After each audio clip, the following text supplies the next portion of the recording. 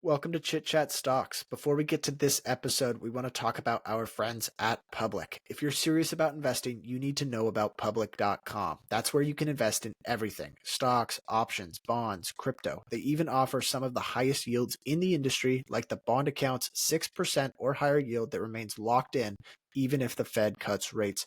What sets Public apart is how they give you the tools you need to make informed investment decisions. Their built-in AI tool called Alpha doesn't just tell you if an asset is moving, it tells you why the asset is moving, so you can actually understand what's driving your portfolio's performance. Public is a FINRA-registered, SIPC-insured, US-based company with a customer support team that actually cares. Bottom line, your investments deserve a platform that takes them as seriously as you do. Fund your account in 5 minutes or less at public.com/chitchatstocks and get up to $10,000 when you transfer your old portfolio. That's public.com/chitchatstocks, paid for by Public Investing. Full disclosures in the podcast description.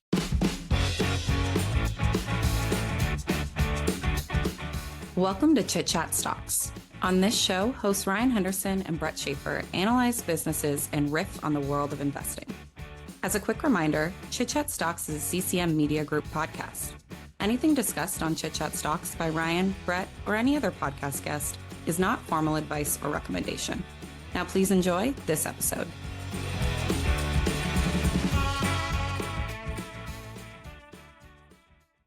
Welcome into the Chit Chat Stocks Podcast. My name is Brett Schaefer, and as always, joined by Ryan Henderson. Today, we have another stock research episode for you.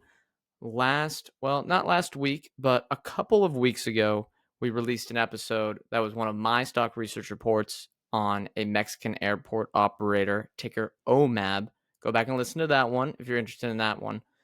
But we have a Ryan research report this week, and we are covering Adobe, a company that's turning into a bit of a battleground stock. They're seeing a little bit of a disruption within their industry, and that is potentially why there is a buying opportunity for the company at the moment, because when there's uncertainty in the stock market, there can be opportunity. We're going to get into it. I'm going to let Ryan introduce the company, and we're going to go through in an audio/video format all of his research. How did Adobe get here, their history, business model, valuation, and how he is thinking about the stock today. Before we do that, though, and people have been doing this, give us a 5-star review on Apple Podcast or Spotify. That is the easiest and best way to grow the episode. And if you want more written stuff, if you want the written research report that Ryan made for this episode, you can subscribe to our free newsletter on Substack. And if you'd like to chat with us on there, it's great. It's free. They have a little chat community that we can do without any of the Twitter bots interfering. All right, Ryan, that's enough intro. Adobe, let's get into it.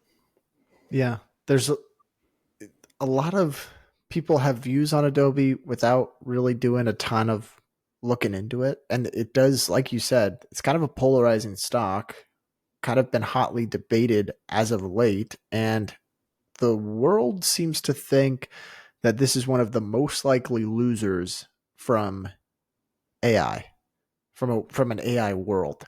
And I kind of feel like that's misplaced. So I'm going to dig in a little bit to that. But I guess let's start with some history here. Now, I know most people probably don't care about the early days, and so I'm not going to go super long here.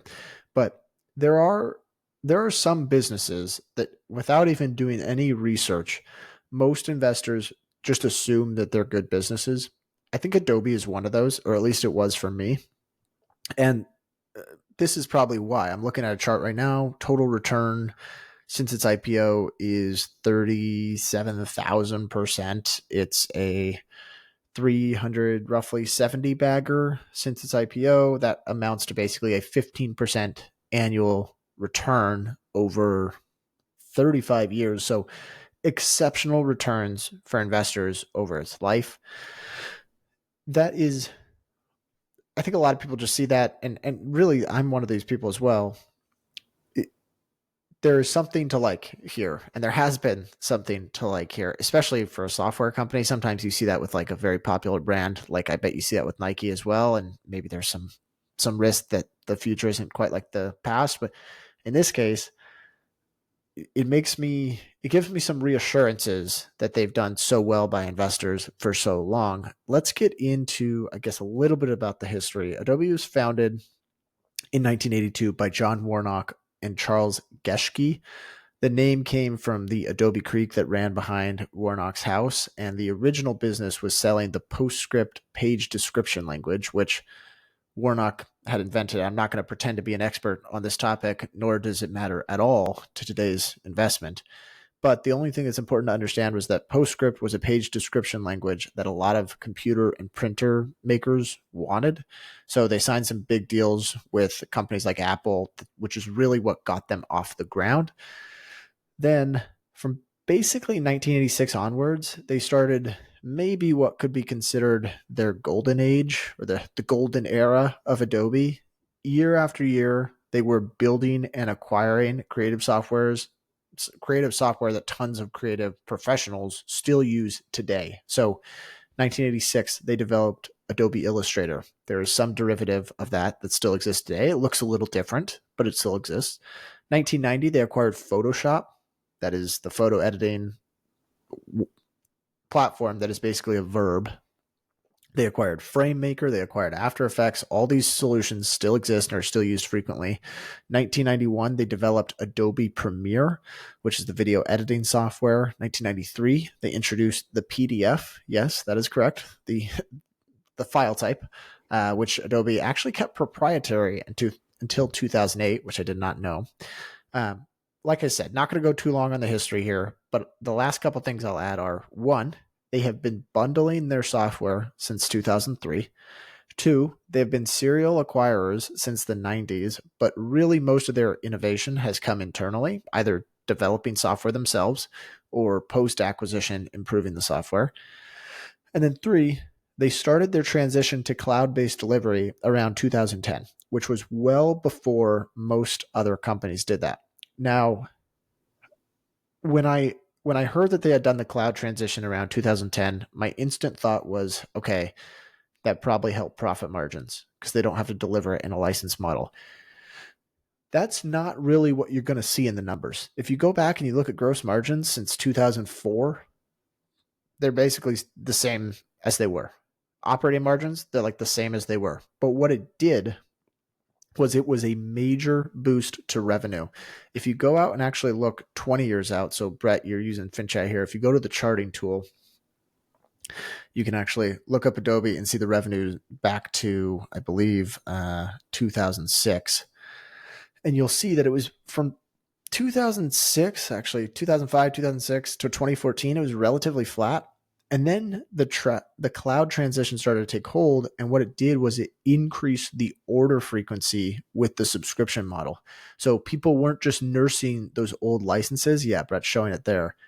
Revenue started exploding because it changed to this monthly or annual subscription rate where they had to keep up the order frequency instead of just nursing these old licenses and not upgrading. So that was really the power of the cloud transition that they had. All right, that's a good summary.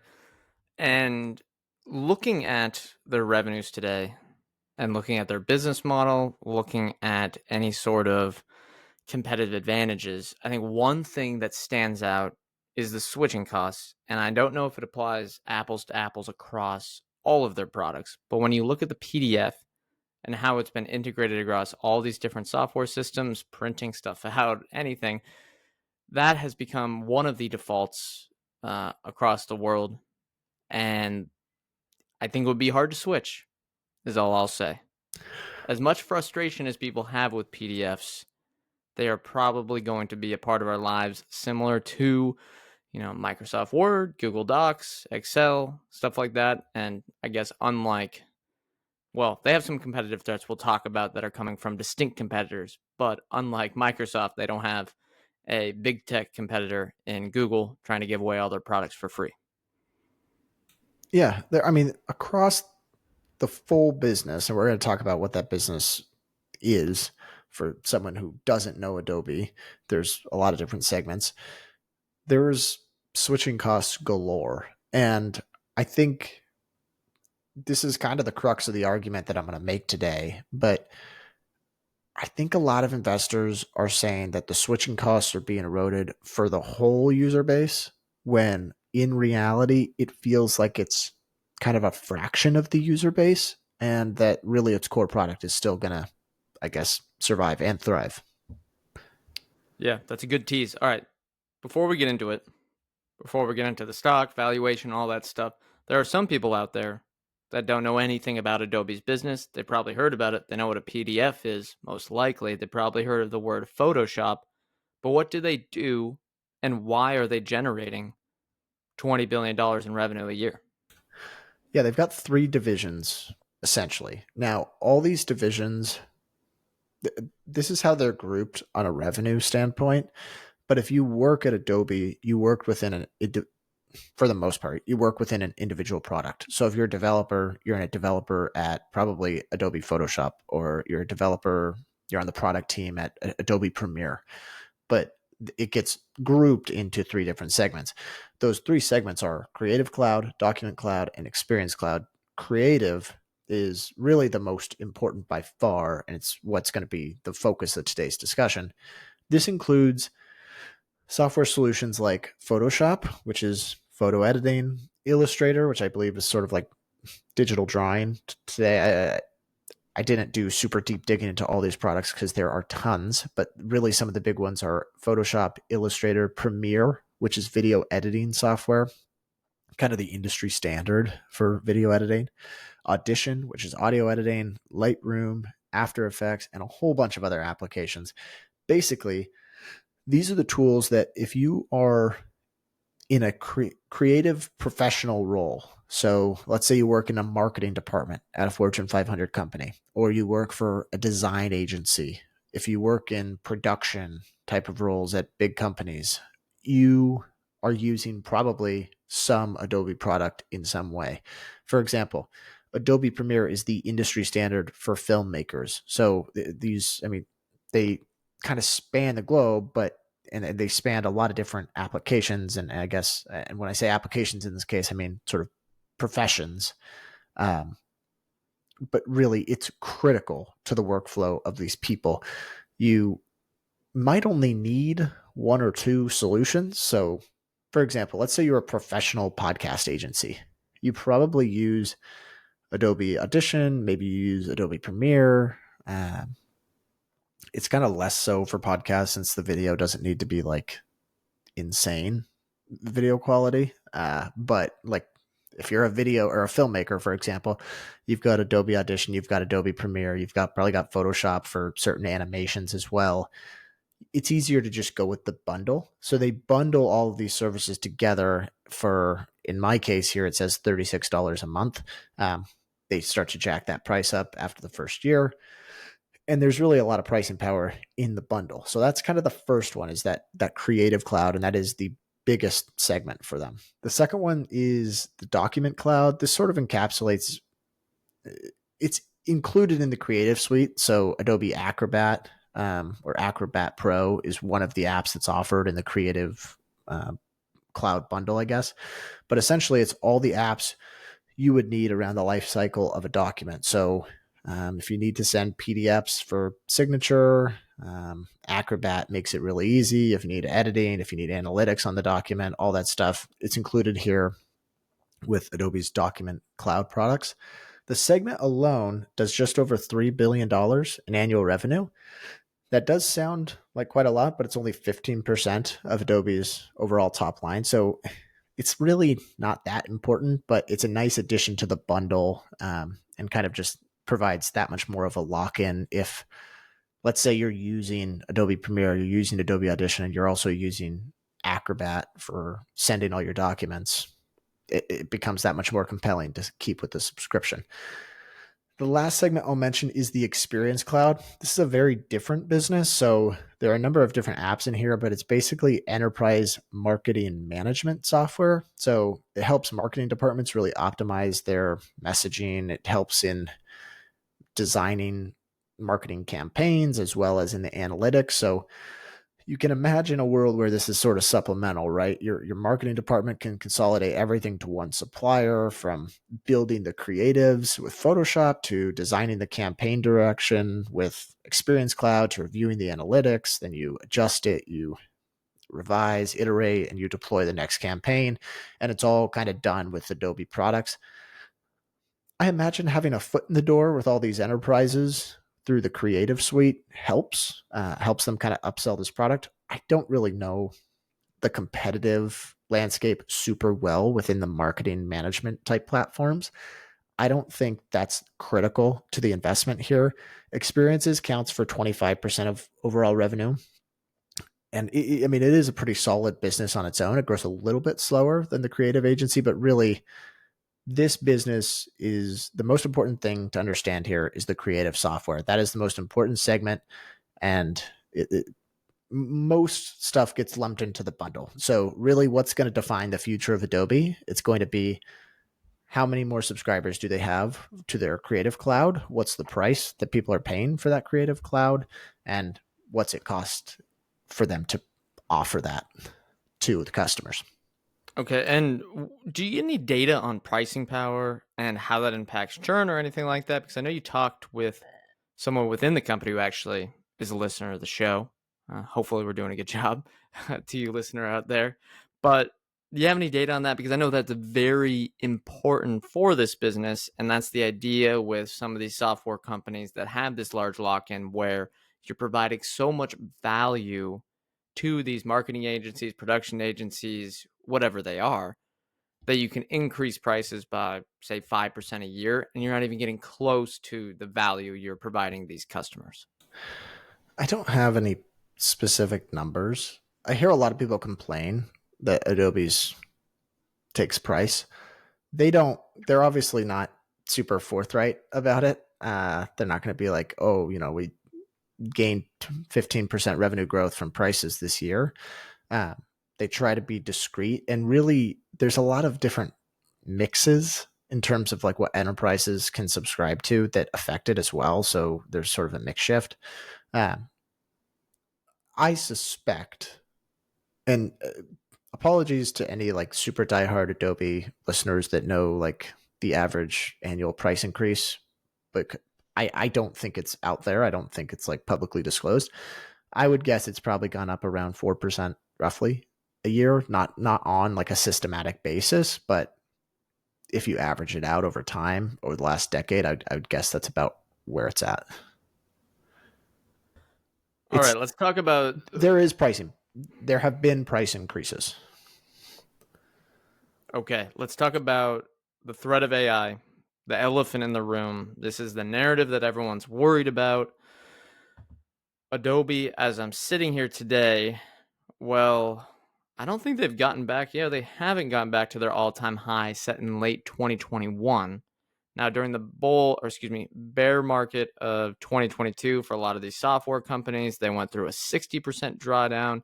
There was the whole deal with the Figma acquisition, which I'm sure we're going to get into. But as we sit here now, they are still in a 33% drawdown, while stocks across the board, especially QQQ constituents, which I think Adobe is likely a part of, are hitting all-time highs. Ryan, the threat of AI is clearly causing some worry among investors.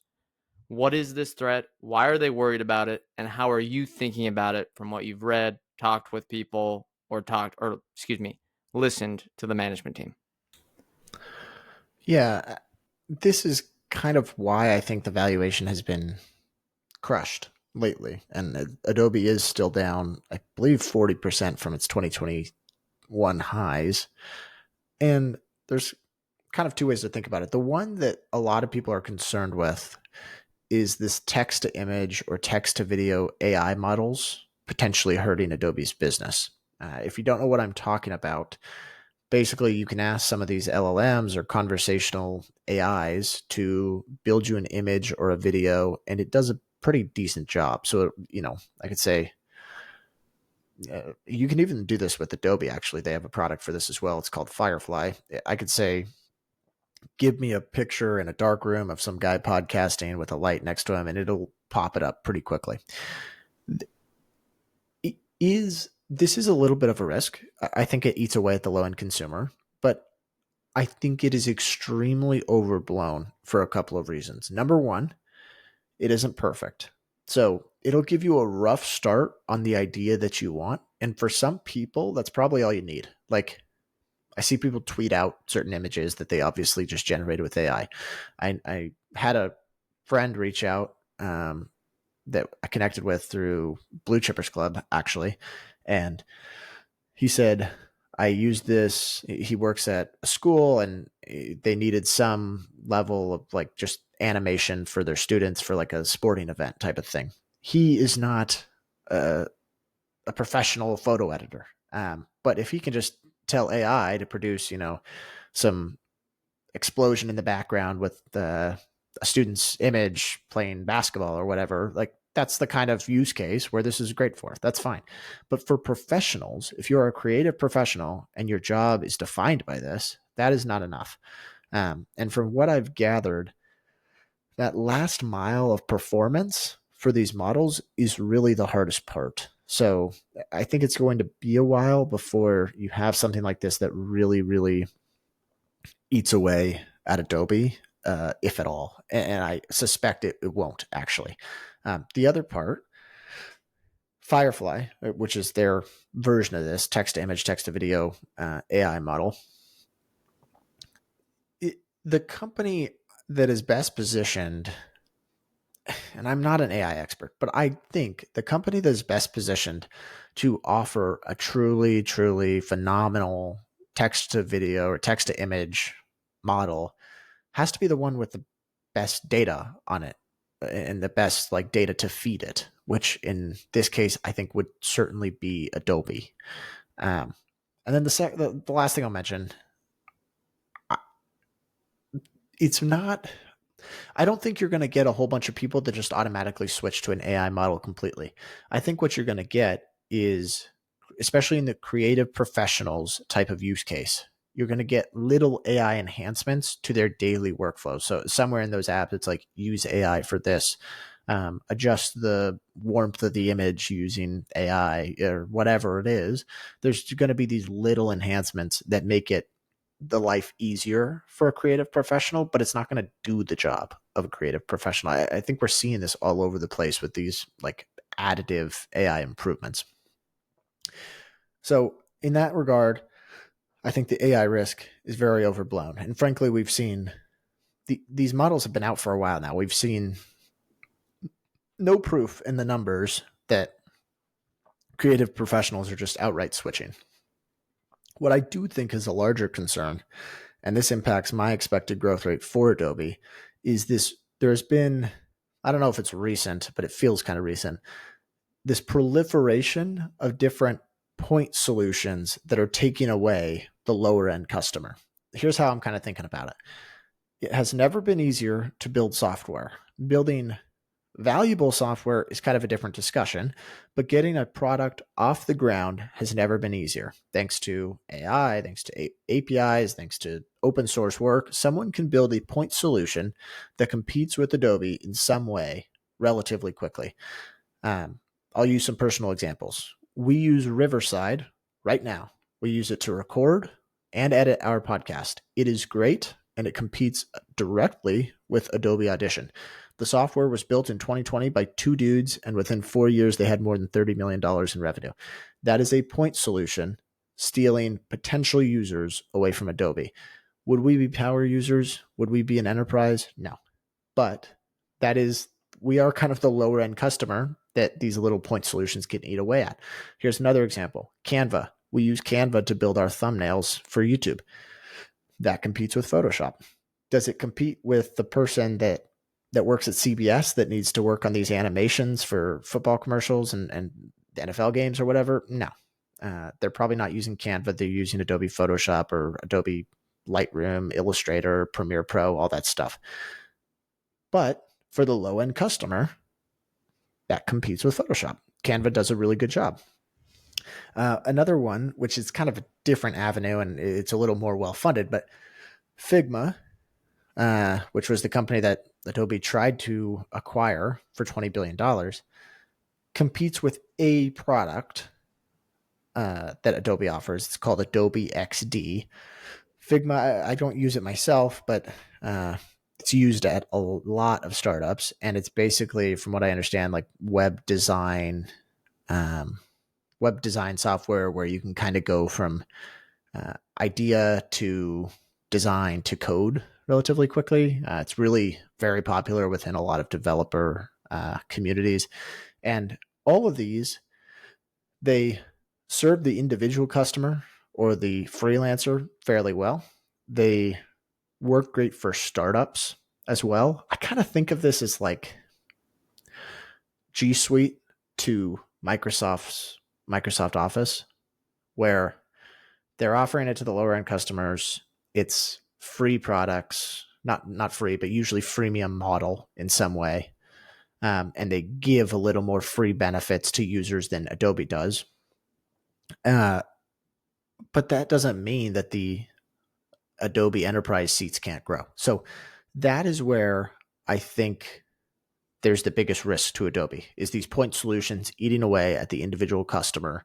I don't think it breaks the thesis, but I do think that the vast majority of user growth from here on out will come from additional enterprise seats. And where will those come from? Like, not sorry. Are there more for them to go after?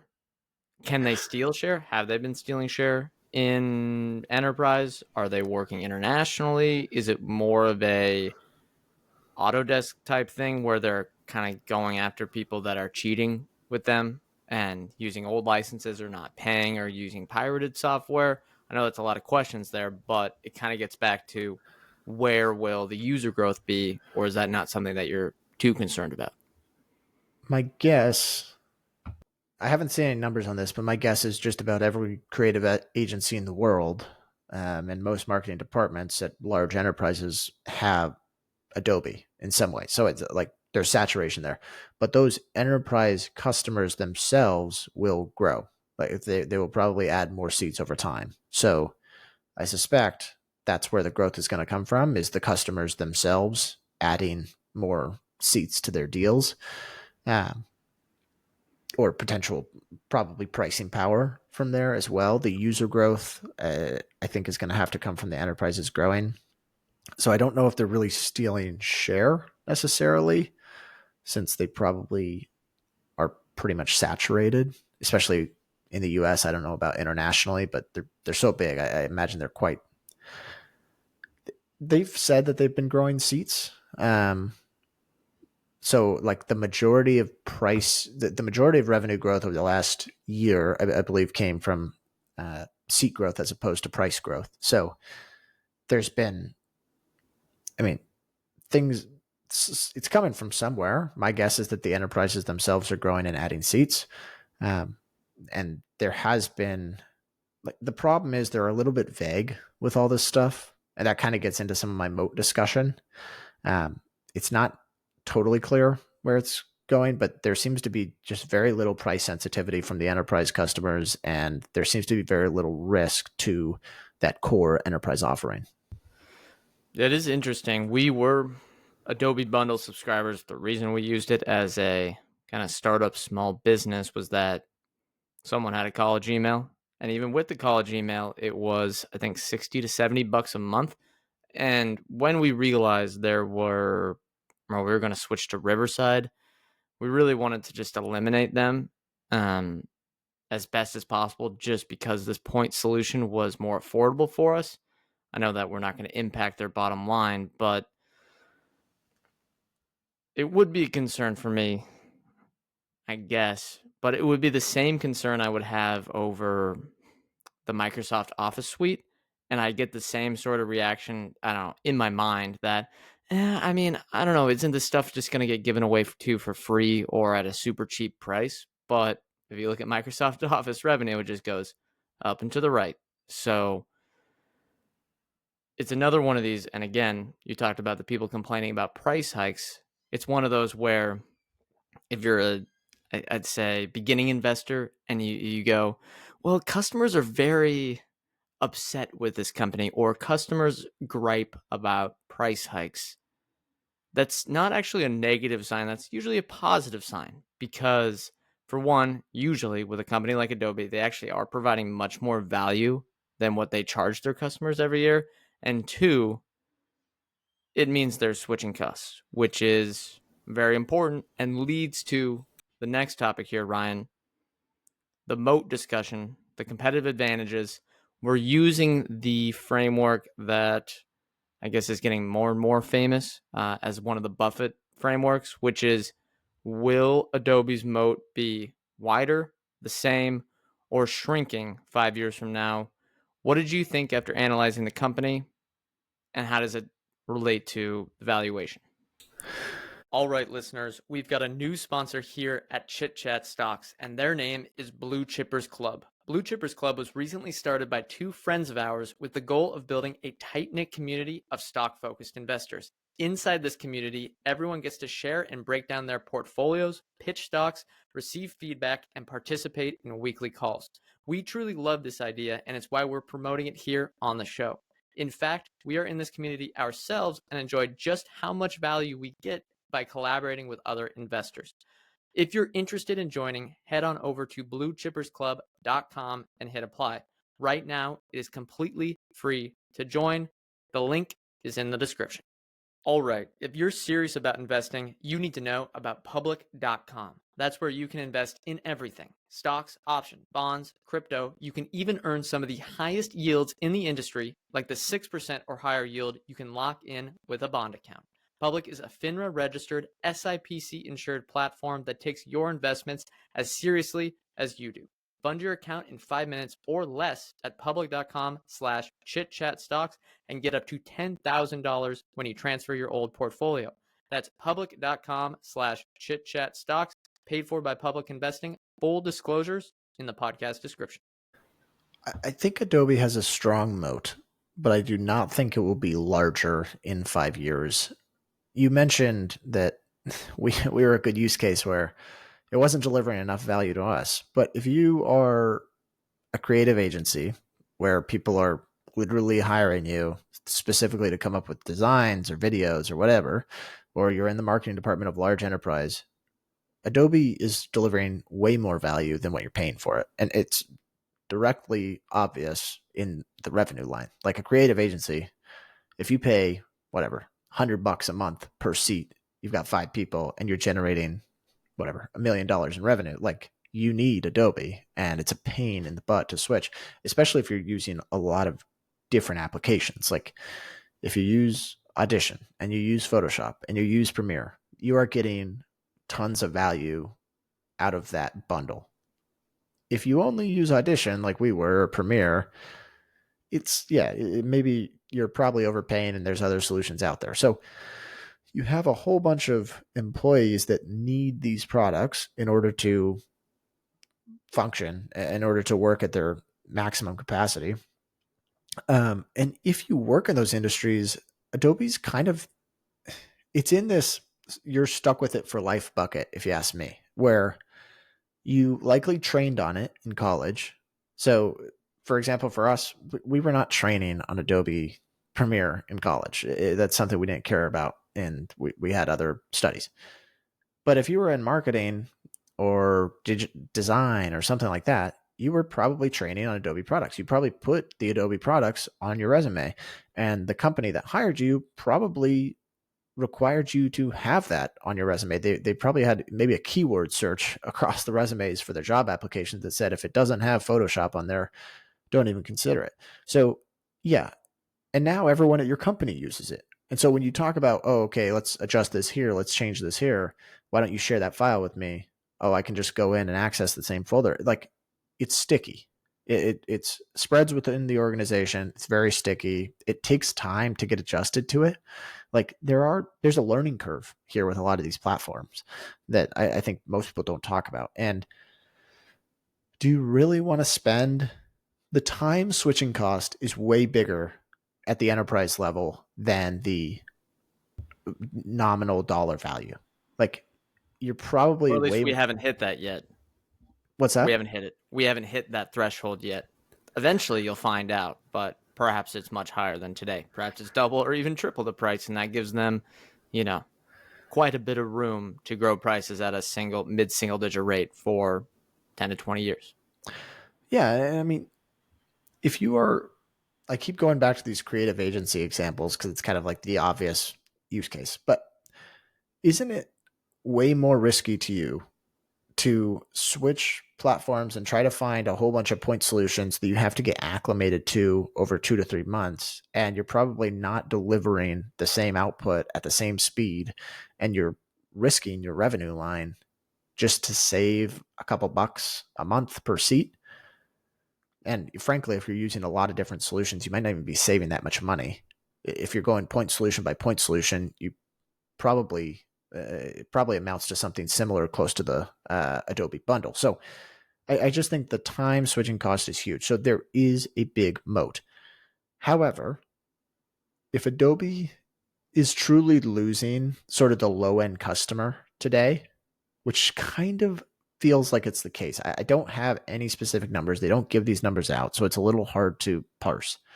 But, and I would love to be proven wrong here, actually, since full disclosure, I'm going to talk about this here in a second. I have a starter position in Adobe.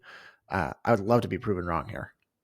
But I think the rising prominence of point solutions like Figma, like Canva, like Riverside, etc., I think that's a long-term risk to both Adobe's moat and their growth rate. These solutions, they attract the individual users like us. They become important to startups. And then they can even spread within larger organizations. Like if I am, for one, the startups get bigger, right? If the startups get bigger and you've been a critical piece of their workflow, they'll probably stick with you, because you've been helpful to them over time, and you're delivering a lot of value. But also they can spread even within bigger organizations. Like if you are on a small team within a big company and you just need to, you've got a budget to go out and finish a project, you might go with the point solution over Adobe, and then, hey, that worked really well. Let's go out and use that in our other projects as well with other team members. So it can spread within larger organizations too. I do think when push comes to shove, if you've got duplicate software, people are probably going to stick with Adobe because it helps more people across the company. But I think the point is that if you are losing sort of that lower end customer, or at least you're losing some of the potential lower end customers you could have had, you can't say that your moat is getting larger. There's that's just a good point. No way to say that. Yeah, and for reference here, just pulling up a quick on a Google search, and Canva's private, so they don't have robust data on them. They are estimated to be doing $2 billion in annual revenue. So significantly smaller than Adobe, but that's probably $2 billion Adobe could have had. Yeah, it honestly would have made all the sense in the world. It made all the sense in the world for them to go after Figma as an acquisition candidate. That price was a bit rough. Yeah, 10 times revenue, but 10? No, this is Canva, not Figma. Oh. That did $2 billion in revenue. How much was Figma doing? Oh, I think a lot less at the time. Oh. But I'm not sure. It was a startup, so. Yeah, the other thing that's probably important to think about here is that gets lumped in the creative suite. You get a whole bunch of pricing power there. The distribution advantage with Adobe is pretty big. I mean, that was kind of a large. Says in 2022 they were doing $200 million, but this is some sort of AI overview thing, and it looks like now, according to a 2024 CNBC Disruptor article, they're doing about $600 million, give or take. Quite a premium. Yeah, and I think that was the big concern, and that's why the stock dropped so much on that news. Is Adobe going to have to spend $100 billion to retain its moat? What's interesting is that the regulators told them they couldn't acquire this company. Who knows if that was a good or a bad thing for shareholders? I guess time will tell over the long run. But either way, I do agree with you. These point solutions, well, they don't eliminate Adobe's moat. It seems like they're obviously a threat. And the fact that Canva does $2 billion in revenue, that's nothing to sneeze at. Yeah. Yeah, I mean, that's like you said, that's 2 billion in revenue. I'm sure Adobe would have liked to have. So it's hard. It's kind of hard to contextualize. Like, I don't think it's affecting their enterprise customers very much at all. At least the ones where, like, I'm sure there are some enterprise customers that were kind of not making full use of it. Maybe it's just not important to their business. But the enterprise customers that use this on a daily basis, there's just no price sensitivity there. It's just, I mean, there's some price sensitivity, obviously, eventually, but I think they can increase prices at a single digit rate probably for a long time, single digit percentage for a long time. Yeah, as long as they copy and replicate whatever these new competitors come up with. I know Canva had quite a bit of innovation there, and part of their offering is almost like a Google Docs versus a Microsoft Office one where it's cloud-based and in your browser, but that makes it limited. And, there's push and pull and give and take on that. And then as well, these AI solutions, if they're able to copy that and make that actually more valuable for the Adobe subscription, it reminds me of, and this is maybe more relatable for all of our listeners, and if you're an older listener, I'd be shocked to hear this, but Ryan and I, for the podcast, company, it's just the two of us, we don't have any sort of Microsoft Office subscription. We pay Microsoft no money each year. And you would think, oh, well, doesn't that mean Microsoft Office is dying? People can just use Google Docs for free or much cheaper. But Microsoft Office revenue keeps growing year after year after year. I think Adobe versus some of these other point solutions, you could maybe make a similar argument. Yeah, that's the other thing I didn't even think about. Like, why does Microsoft Office grow? Well, to some degree, it's because the entire world runs on Excel. And yeah, you could maybe shift that. You could probably replicate a lot of the work you do in Excel on Sheets. But do you want to? Do you want all that work you've previously done to shift over to Sheets? Well, the price they charge hasn't hit that level yet, but no. And I think Adobe's probably the same way. You've spent all this time adopting or creating files in these different softwares. Like, one, there is sort of the sweat equity, right? The work you've put in to like know these softwares intimately well, and you just don't want to have to retrain. But also, there's probably some like actual friction involved in like porting over a lot of these files. So part of it's you just don't want to lose what you already have as well. Let's talk about valuation. How fast do you think they can grow earnings? How are you looking at it? I know you said the Moat's maybe not as rock solid as it has been, and that's why the stock price has come down. But how are you looking at value in the company? Clearly, you bought a starter position, so you like it at least a bit. What are the numbers? Take listeners through how you analyzed the stock. Over the last 10 years, Adobe has grown its revenue at 18% roughly annually, and earnings per share, they've grown at 37% annually. That's part of a little bit of an anomaly there, but basically margins have expanded a bit over the last 10 years.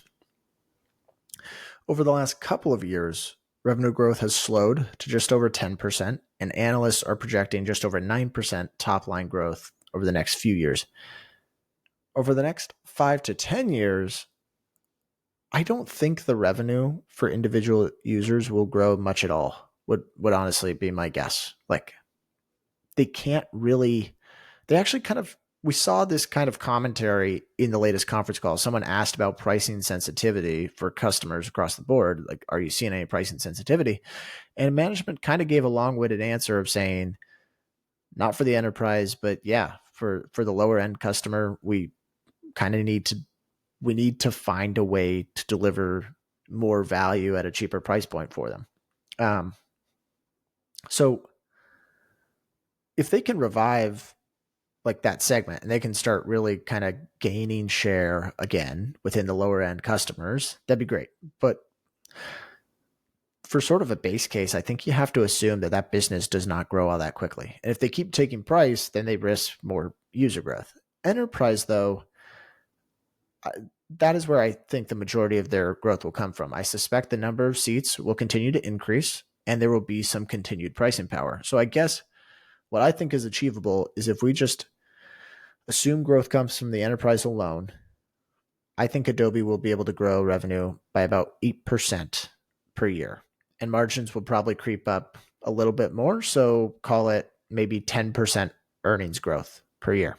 If you deliver those numbers, and What let's say the about value, buybacks? what's that? How's the shares outstanding look? Yeah, that's part of it. If the valuation stays where it currently is, they're probably going to spend all their free cash flow on buybacks. That's at least what they spent, like I think like 150% of their free cash flow on buybacks over the last year. Maybe not that much, but more than 100%. So if we assume the multiple stays consistent, price to free cash flow stays at 25 times. Over the next 5 years, they would be repurchasing around 4% of their stock each year. That means you're probably getting around 14% annual per share earnings growth over the next 5-10 years. Because I think those are reasonable assumptions, right? 8% revenue growth, 10% earnings growth, buy back 4% of your share, buy back 4% of your shares each year. Obviously, that depends on valuation. So you get per share EPS, you get an EPS growth of 14%. Do those seem reasonable to you? Yeah, it seems reasonable. The thing with Adobe is, for me, what makes it a little uncertain is if someone said, okay, is it going to grow 4%, 8%, or 12% annualized revenue growth over the next 10 years? I wouldn't know what to choose. I'd be very comfortable saying it's going to grow more than 4%. I think they could grow 4% price alone, probably more than Okay. that. Well, maybe that's where the opportunity is. And for any reference on the numbers, when I mentioned free cash flow, I know software companies, people worry about that SBC and impacting that repurchase number. But if we look at EV to EBIT, it's barely higher. The one I'm showing right here is 25.4. So not that much different. FinChat.io is the complete stock research terminal for fundamental investors. They have robust financial data on more than 100,000 stocks globally. That includes more than 10 years of income statements, balance sheet, cash flow, and even company-specific segment and KPI data. Want to see Amazon's advertising revenue? FinChat tracks it. Like to track NVIDIA's data center business? They've got that too. The breadth of FinChat's segment and KPI data is truly one of a kind. You can go to finchat.io/chitchat to get 15% off any paid plans. If you sign up today, you will automatically get 2 weeks of FinChat Pro for free, no card required. Again, that's finchat.io/chitchat. The link will be in the show notes. Yeah, so today it trades at an EV to EBIT of 25 times. Let's say it drops to 20 times, which I think it's fair. Probably even, I would think, a little bit conservative. You're still getting getting a double-digit percentage return annually with those numbers. So I think my assumptions feel safe and the return is solid. I'm comfortable with those numbers. Yeah, I mean, that's fair. It won't, if revenue growth, I don't know, slows down a bit, it's not going to kill the business. I think it's probably priced in to be a very low single-digit grower at the moment, at least compared to what the market's trading at. I know it's a bit of we don't like to just go, oh, it's trading below the market average and should grow above that. You want absolute returns. You don't make money on relative returns. But I think that makes sense. It's just compared to other companies, maybe it's just me not knowing the industry that well, or maybe it's this AI threat or the point solutions threat. I get a little bit worried about being confident in the higher that revenue growth number goes. But let's get into the final conclusion here, Ryan. I guess we already teased it, but you are buying. Why are you buying? And what is your position size? And why did you size it that way? Yeah, and let me just be clear. I have bought, and I do like it, but I don't love it. So I'll probably keep the position relatively small. I've got a 2 to 3% starter position right now. I think the forward returns look pretty good. I don't have a ton of confidence in the business, and frankly, there just isn't enough granularity with some of the numbers, and it feels sometimes when they're talking about the lower end consumer, it feels like they're beating around the bush, so it gives me some concern there. So I'm probably going to keep it just as a starter position for the time being, but I kind of build out these starter positions and then over a few months try to figure out, like, do I want to make it bigger or do I want to cut it? I think it kind of stays in the middle there. I don't really want to make it bigger at the moment, but I will say my best investments ever have come In from your long, illustrious career. No, sorry. my best investments ever for the last 6 years have come from when a great business, and one that has been deemed a great business for a long time. So for the last 10, 20, 30 years, analysts have looked at it. A whole bunch of analysts smarter than myself have looked at it and thought there's some great characteristics here. And they've proven it with the growth in the business and growth in cash flow to shareholders.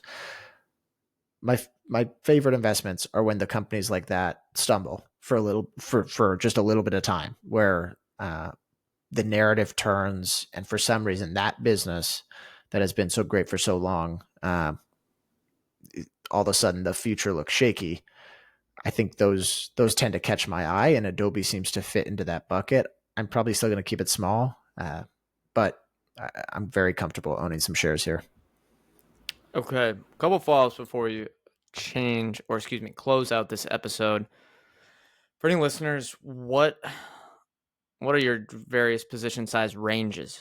I know you like to do tracker positions, so would that be like a 0.5%, or even just one share, or 0.5% or lower? Is the starter this 2 to 3%? Is full 5 to 6%? And then I don't know what would be extra full, but something that I don't know. There's one or maybe two you have in there that might be over 10%. Is that how you look at it, or do you go about it a different way?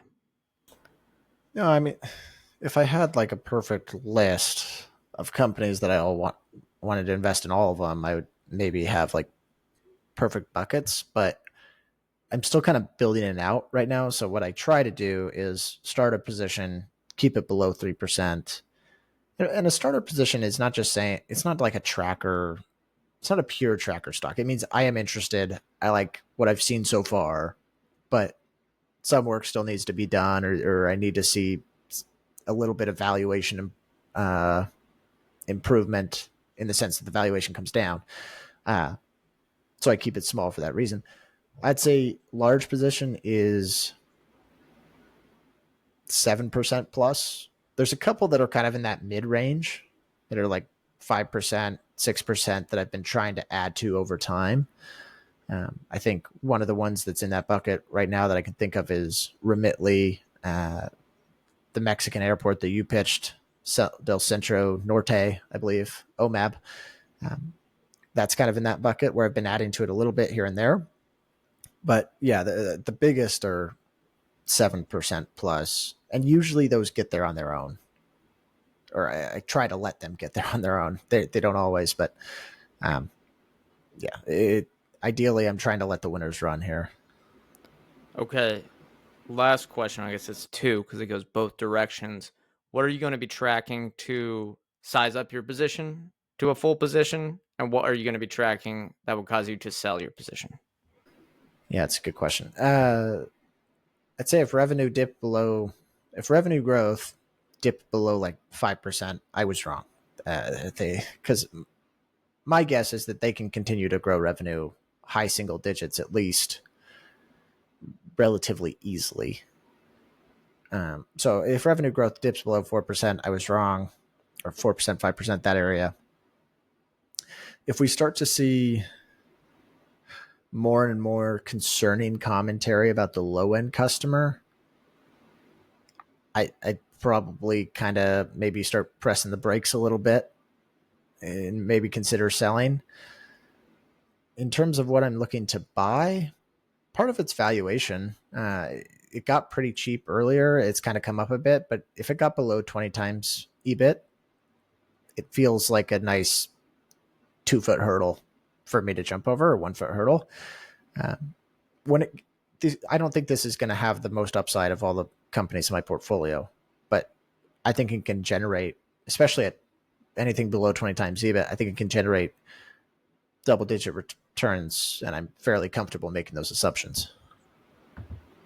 Yeah, and that's why I asked you about sizing it up, is given, this isn't, I guess, I always use this example because I wish I bought it as a starter position, Rocket Lab, where it's high risk, high reward. It potentially could be a 1,000 bagger over a short amount of time, but there's a risk it goes to zero. So you want to make it maybe a 1% position in your portfolio. But with Adobe and its long-term track record and consistent revenue growth, maybe it comes down to the valuation. And 25 times is not expensive for a grower like this, but it's not dirt cheap. Would you say something in the 15 to 20 times range is kind of what you're looking for, as long as nothing else has changed about the business? Yeah, probably. Yeah, I mean, 15 times would be great. It's difficult because it feels weird putting such a mature business as a starter position, but I do think I do think it can get cheap enough over time where I can add to it. I probably would be adding a little more if it were as cheap as it was when I first bought. Like, I think it was around 21 times. I'd maybe feel a little more inclined, but Yeah, yeah, now it's bumped up quite a bit the last few weeks. Hold on to your horses. A lot of stocks have just been ripping higher. yeah, I wonder if it goes the way of Google a little bit, where this is like, everyone thinks this is like the biggest AI loser, and maybe it gets an AI multiple re-rating because everyone adopts Firefly or something. It seems That would unlikely, be nice. That would be but nice. yeah, I mean, I think a lot of these companies that have the resources to invest in AI type initiatives that enhance their existing products that are already exceptional value to a lot of customers, those are probably some of the companies that are most poised to benefit from AI improvements. Yeah. All right. And I'm showing this chart here just because I mentioned the valuation. It is important for a consistent repurchaser like Adobe, where they're not kind of an opportunistic repurchaser. If you look at when their valuation was more elevated, the shares outstanding came down at a linear rate, but not that much. But in recent years, the stock has gone much cheaper from an earning yield perspective. So if it gets down to 15 to 20 times, they can retire probably 5% of the shares outstanding every year. And if Ryan's thesis still holds, well, your long-term returns are going to be even better. All right, Ryan, I think that ends things for us today. Anything else before we close out? No, I think that's it. It's surprisingly, for one of the best performing software stocks of all time, a bit of a boring business, like predictable, I should say. It feels fairly predictable.